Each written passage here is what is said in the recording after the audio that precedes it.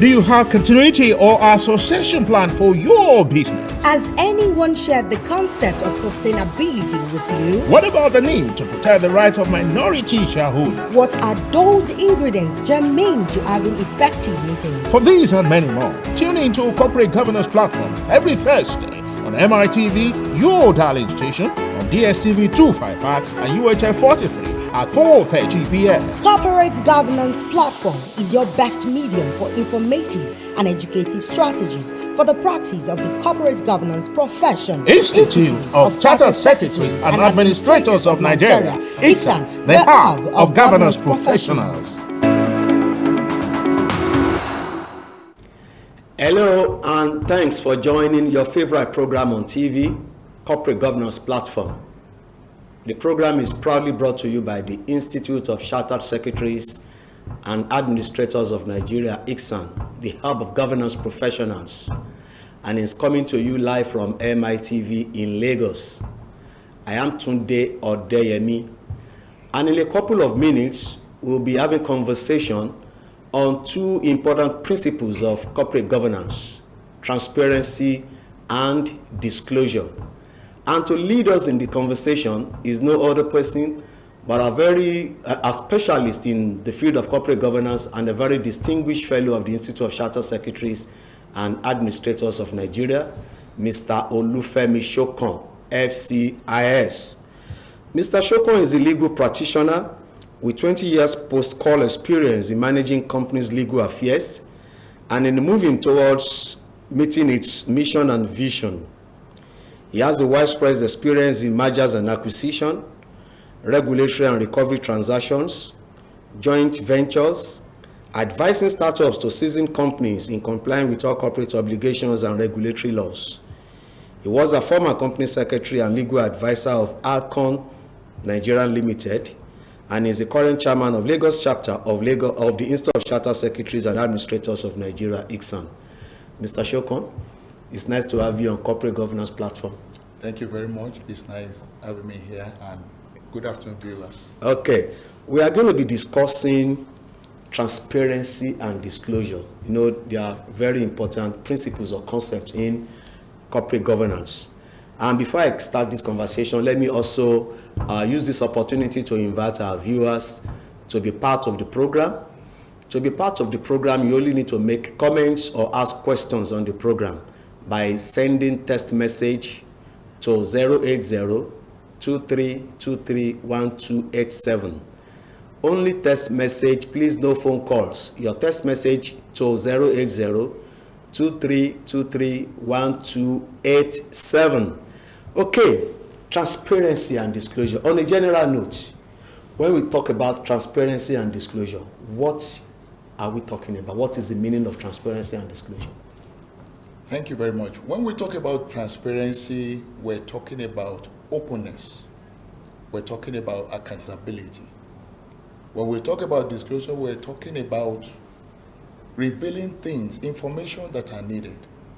So when you look at the two, they go together.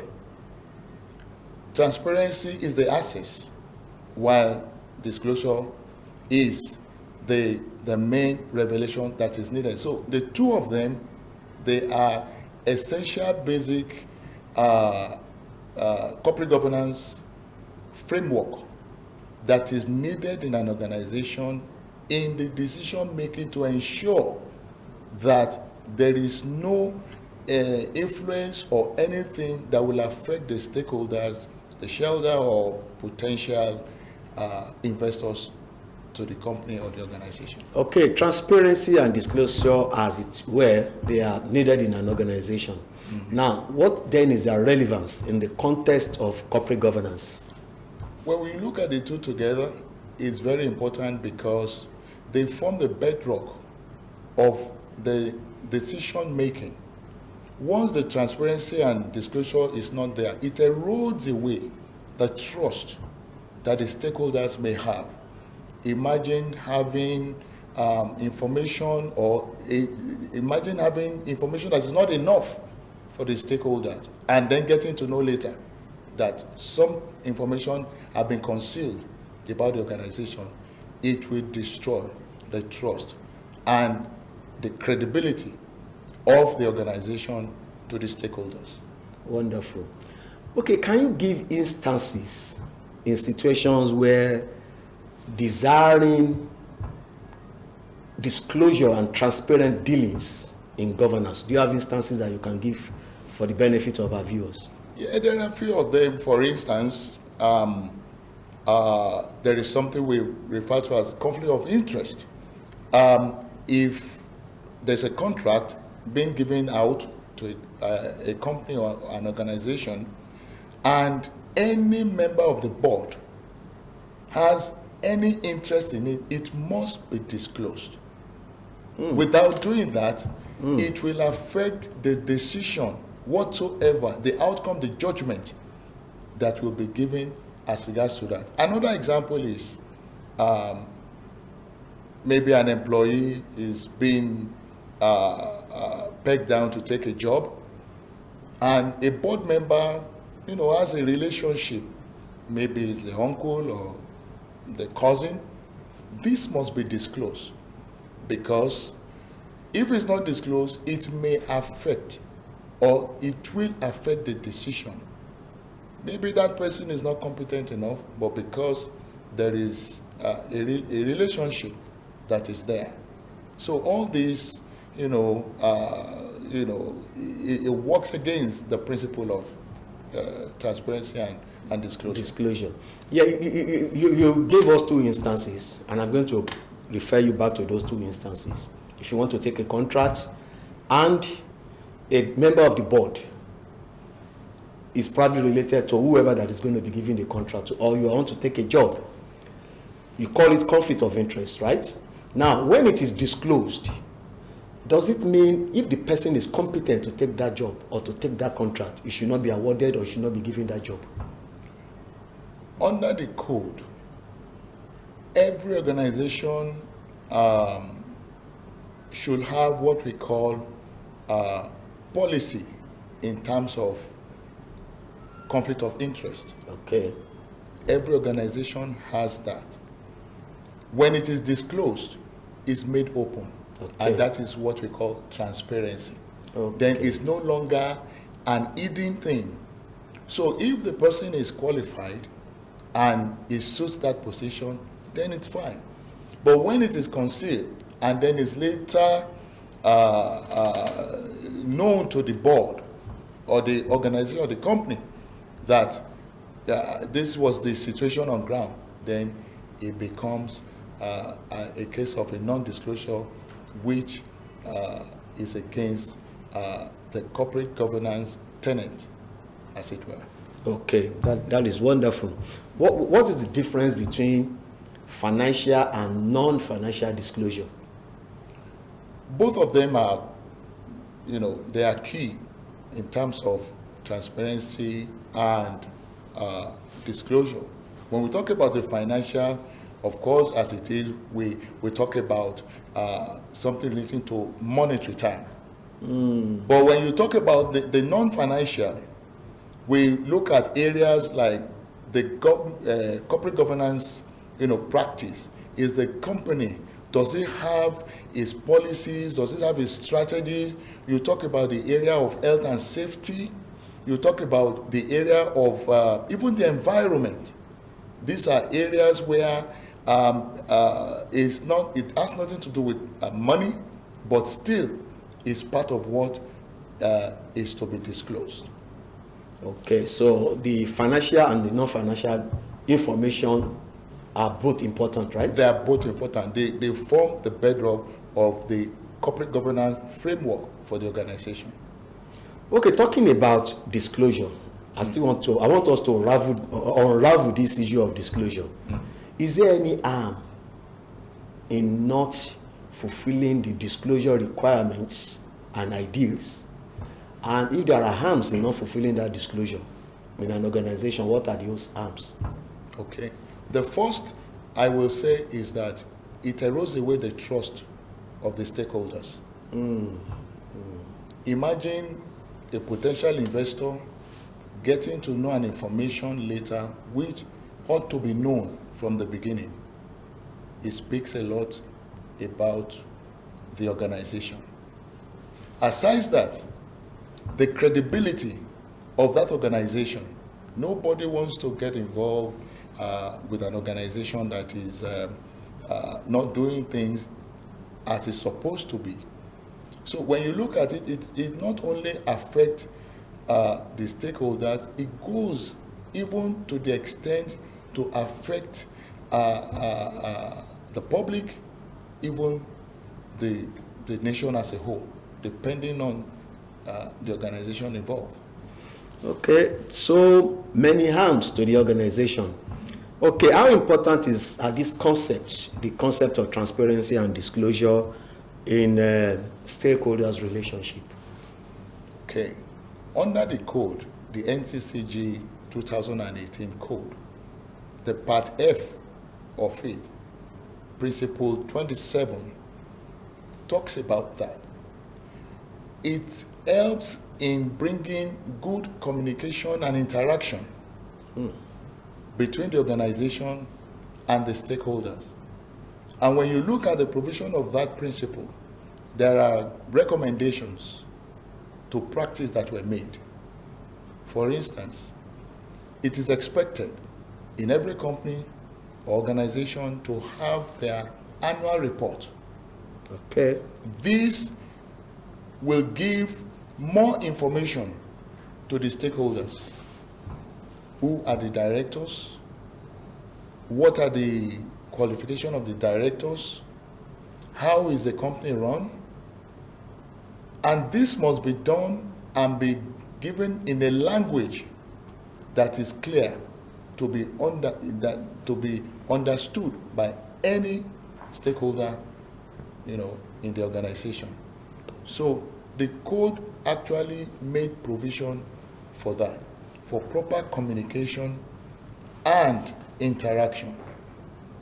It also brings in the process of adoption and maintenance of a stakeholders management policy in the organization. This helps to bridge the link between the organization and the stakeholders. The stakeholders. Okay, you mentioned the issue of communication and interaction, and I know there is a provision on communication and interaction in the code. But before I get to that, I'd like to tell our viewers that this is Corporate Governance Platform, if you are just joining, and we are discussing the concepts of transparency and disclosure in corporate governance. And we have Mr. OLUFEMI SOKAN, FCIS, in the studio doing justice to that. And if you'd like to be part of that show by asking questions or making comments, you can do so by sending a text message to 080-2323-1287. Send your text message to ask question or to make comments to 080-2323-1287. You have the number on the screen of your television set. Okay, Mr. Shoka, like I said, the issue of communication and interaction, I'd like to go straight to the provision of the code. On the issue of transparency, the code provides that there should be communication and interaction with stakeholders. They should be conversant with the activities of the company, and of course, they must be they need to be assisted in making informed decision. That is the provision of the code. To what extent do you agree to this, and to what extent do you think this is workable? Absolutely. I think the code says it all. The language at which information is communicated to the stakeholders is rightly stated in the code, must be understandable. Not only that, it must be done timely, and it must be done continuously. Information as to the progress of the organization must always be given. And one of the ways to make it work is that the organization, the code recommends that they have a portal where stakeholders can interact with them, because communication goes a long way when it comes to the issue of transparency and disclosure. Like I said before, transparency is the access and disclosure is the revelation of the information needed to the stakeholders. Okay, I just received a very funny text message now from Mr. Lanre Ajose. He's asking, sir, do we really have transparency and disclosure in our companies? Why is it that the salaries of directors in companies are not being known by every other employee in the companies? Well, answering that question to the gentleman that asked, we are governed by law. Okay. And the code says that certain information must be made known to the stakeholders. Now, it's one thing that the law is there.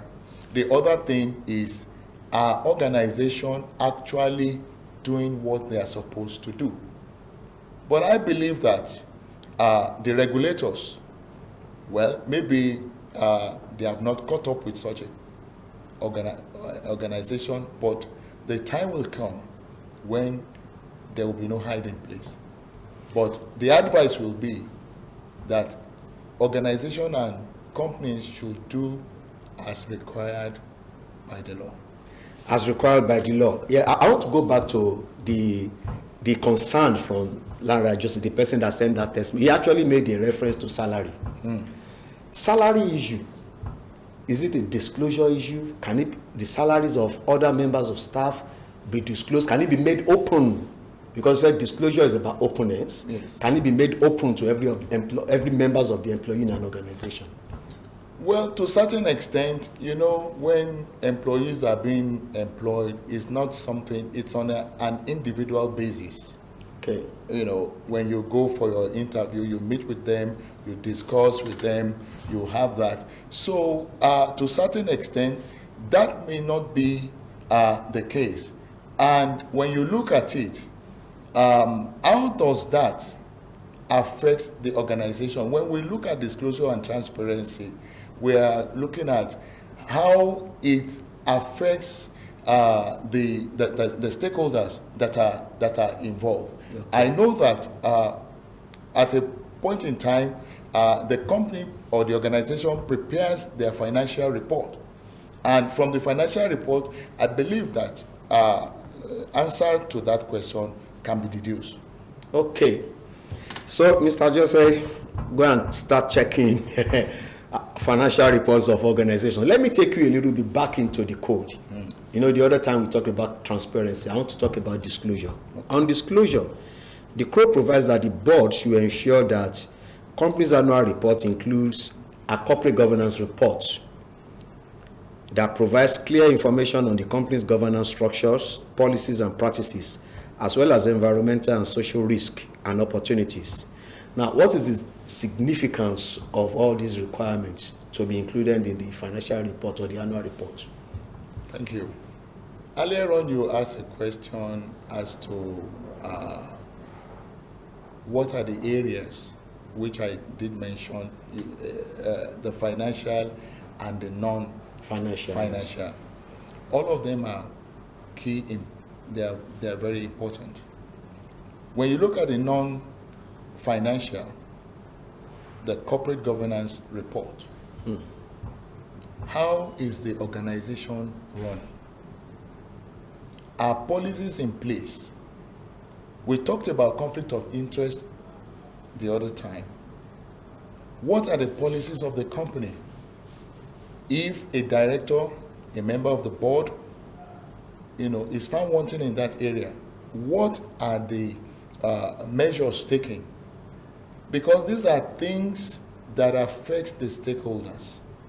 It affects the decision making of the organization.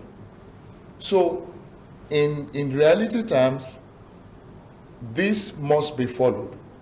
Okay.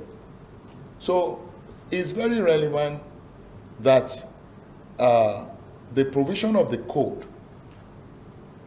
Principle 28, have a lot to say on that, right from the composition of the board, what the board is supposed to be about. There must be diversity in the board. It talks about the re-election of directors, as well as corporate governance report. So these are the things that are supposed to be there. They're supposed to give report about the health and safety of the organization. They're supposed to give report if there are challenges in the areas of, maybe there's a lawsuit that the organization or the company is facing. The stakeholders need to know, will this affect their interest in the organization, and to what extent are they asking the organization to pay money, and the money they are asking is far above the exorbitant of the organization. So these are things that must be made known, disclosed. Okay, I agree with you concerning these very different areas, non-financial areas that needs to be disclosed in the annual report. But the annual report itself goes straight to the shareholders, probably not all the stakeholders, to the shareholders, and the shareholders are interested in the finances, the financials. So the issue of corporate governance report, health and environmental health and safety reports, and all other reports that are included in the annual report may not be as important as the financials to the shareholders that are having a copy of that report. What do you have to say? Well, I will say that they are all important. In fact, the non-financials, I will say they are even more important than the financial, because they are the bedrock. Okay. They are the ones that sustains the organization. It's not all about money. The organization makes profit, makes money when all other things are in place. Wonderful. The organization progresses and do well when the plan and the structure and the tenets, the framework of corporate governance are actually in place. So I gave an example the other time. If there's a lawsuit against a company or an organization, and the party against them is claiming, and the money is claiming is even far beyond the whole financial stand of the organization. If judgment is given, then the whole organization is gone. So where do the interests of the stakeholders lie? And this is why the non-financial is as equally important as the financial. Okay, I have another text message from the ZARS. It's like you have answered this, but let me quickly read it out. All these you are saying, as excellent as they are in the real world, it's common that the opposite take place. Case in point is top guns in our banks, starting a company that recruits OND contract staff on behalf of such bank as against SY neutral company or one of our top banks in which a top shareholder owns a real estate development company which handles all real estate matters using bank staff all the way while smiling to the bank. I think the concern of the person that sent this message, is that some of these things that you are talking about are not really the practice. But I think you have mentioned that. Maybe you still go back a little bit into it so that it will be very clear. Well, we're all hoping that things will get better in our country. And like I said, the provisions are there. It will have been another case if there are no provisions. So what needs to be done is for the regulators to ensure that all these areas are checked out from the organization, from the companies. I mean, these are documents that are submitted to different regulatory bodies. So let them do their job, check it. Any company, organization found wanting, then let them bring them to the book. With Wonderful. that, all this will be checked, and I believe that things will get better once there are, let me use the word scapegoat to use to call. Okay, looking at the Corporate Governance Code of 2018, which has provision for transparency and disclosure, will you say that all the provisions for transparency and disclosure in that code conforms to the international best practices? I would say yes, because when that code was put together, a lot of consultation was made, and looking at it, the best practice are the recommendations that the code have given to every organization. I believe that what we have there, especially in that part F, the principle 27 and 28, which talks about transparency and disclosure. If all that is, put there is being implemented and adopted by all organizations, I believe that it will be, a very good and laudable thing that the stakeholders will say, oh, they are sure that where they have their interest is protected. Okay, that means it conforms to the international best practices. Yes. Will you say that ICSAN as an institute, the training offered by ICSAN, can equip one to have requisite knowledge on transparency and disclosure issue? ICSAN is the hub for governance professionals. Okay. And trainings, programs, seminars are organized from time to time. Not only for the members, even to the public. Today, as we speak, the Corporate Governance Committee there in Oyo State having a program. There was one held in Abuja, one was held in Lagos here, in Akwa Ibom as well. So we as the hub of governance professional, we can only do our little bit in sensitizing both the private and the public of the importance of corporate governance, which is done, and we are still even improving more. ICSAN is also entering into memorandum of understanding with other regulatory bodies to ensure that corporate governance is preached everywhere and is adhered to.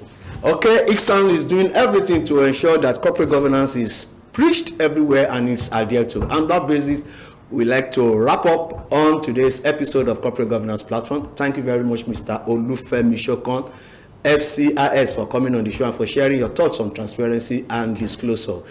And to our viewers, thank you for being part of the program. And to those that sent message, we are saying thank you. Do join us again next week, same station, same time. This program is produced by Adegboye Galabiron, and the technical director is Abib Adejobi. I remain Tunde Odeyemi. See you next week. Bye for now.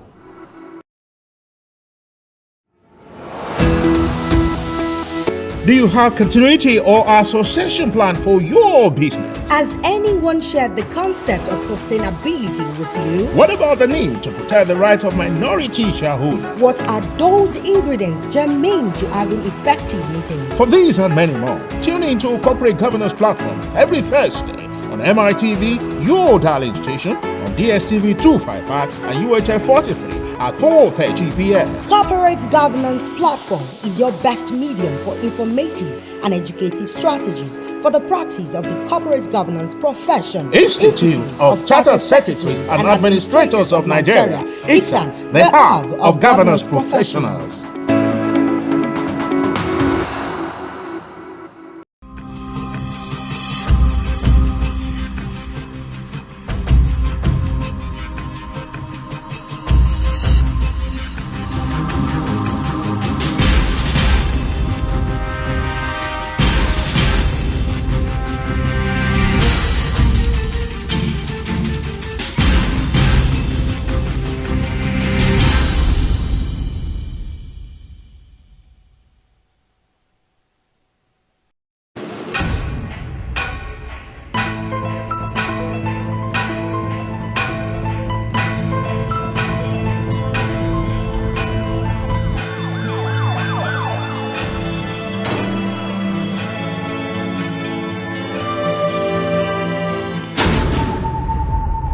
In 1994, a serial rapist terrorizes the eastern part of the island of Montreal. Daniel Gélina is arrested for horrible crimes that he did not commit.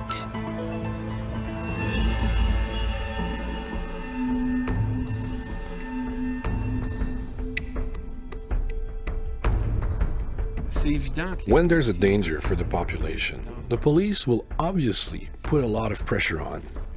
In fact, I believe it is common knowledge that when there's a rapist loose in a city, there's an